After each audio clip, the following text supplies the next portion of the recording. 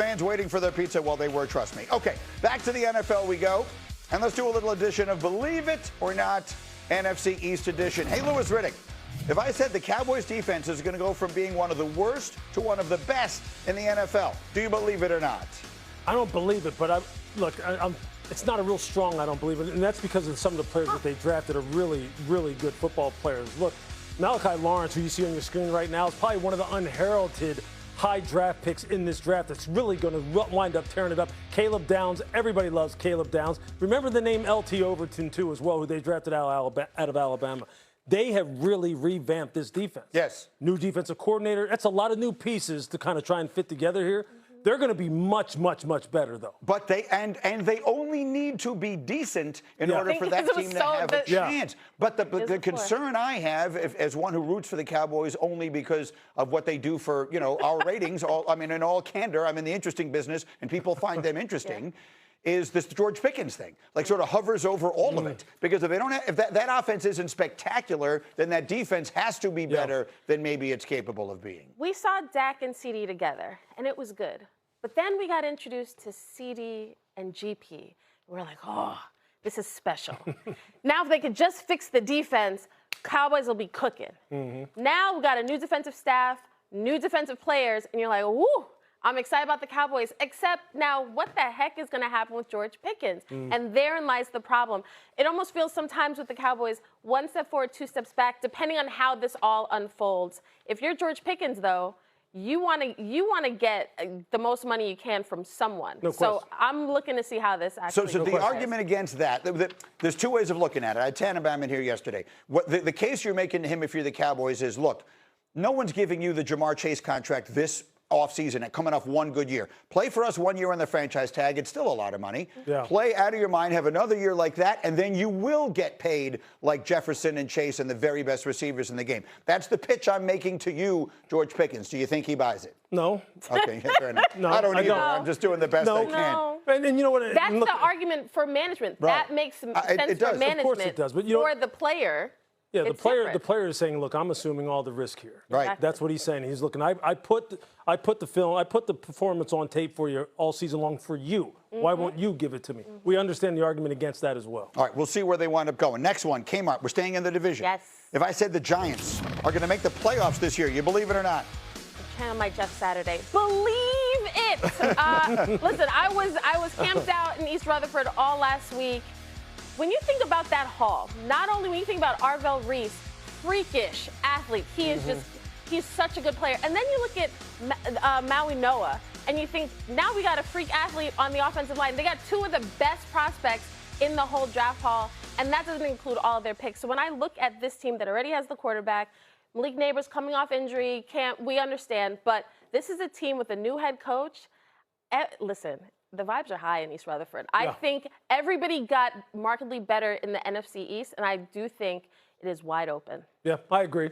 You think they can make they can get that much better this year? I do, because I think, look, structurally, from a coaching staff perspective, they have upgraded.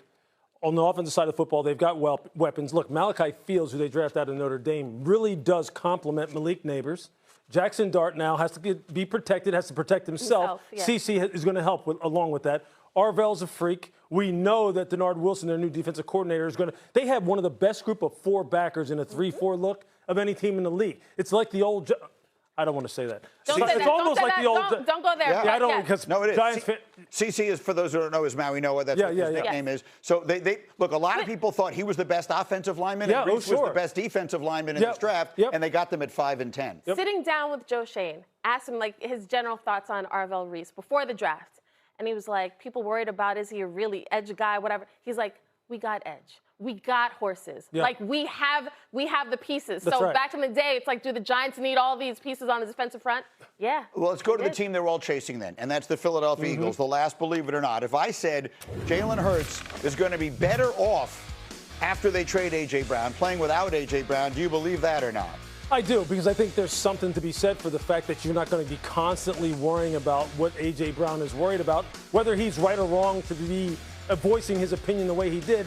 Now Jalen doesn't have to really think about that. Maybe he can just operate the offense organically and grow within the offense in the ways in which he needs to grow, which everyone has talked about. He needs to get under center more. He needs to throw the football in the middle of the field more, blah, blah, blah, blah. Well, now he can kind of do that because he doesn't have to worry about this over here. Sometimes there is addition by subtraction, even when you're talking about a player of all-pro caliber, that they're going to wind up losing. We have the president, dare I say, the prime minister of the Jalen Hurts fan club here, which you have been forever, Kimberly Martin. What are your thoughts? I mean, the league is operating, everyone is operating, and certainly the Eagles are operating, like A.J. Brown has already been traded out of there.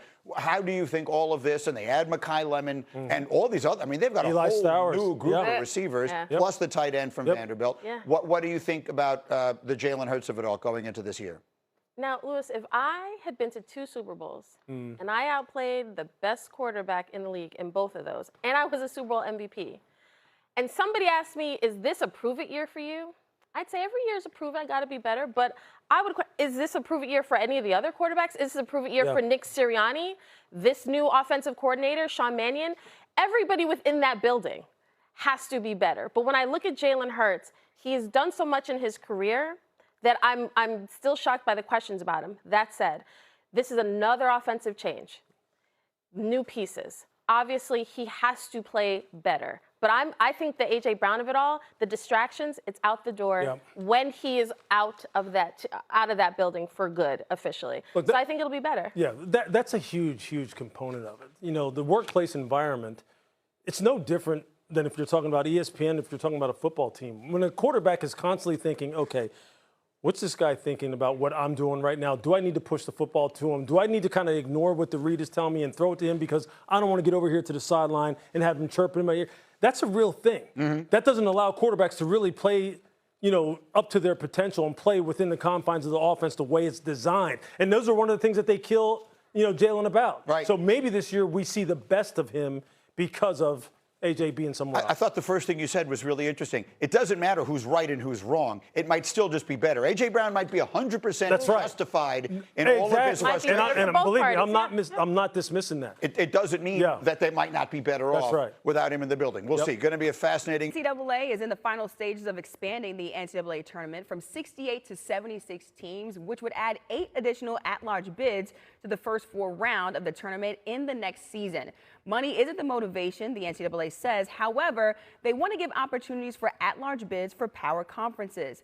This is all expected to be formalized in the coming weeks. So adding 8 additional at-large games means scheduling gets a little interesting. The first Tuesday and Wednesday of the tournament would feature 24 of the 76-team field. Then the traditional 68-game bracket would start that Thursday. Seth Greenberg has thoughts. Is expansion of the NCAA tournament a good thing for college basketball? When you think about it's a necessity for college basketball because you have more mega conferences and more universities investing in these programs. In the end, you've got to get a return on investment. But everyone's talking about just the high majors. All right, expansion will also give some of those mid-majors, the Atlantic 10, the Missouri Valley Conference, the Mountain West, opportunities to be maybe one of those teams in those last 12 in and maybe get multiple bids for their conference. Is it a necessity? Yes. Is it good for college basketball? I think yes, because it's going to give more young people an opportunity to experience the NCAA tournament. Well, here's a player hoping to experience the tournament at Kansas next year. That's the nation's #1 high school recruit and the favorite to be the #1 overall pick in next year's draft. Tyron Stokes announcing his commitment to the Jayhawks yesterday on NBA Tip-Off. He chose Kansas over Kentucky.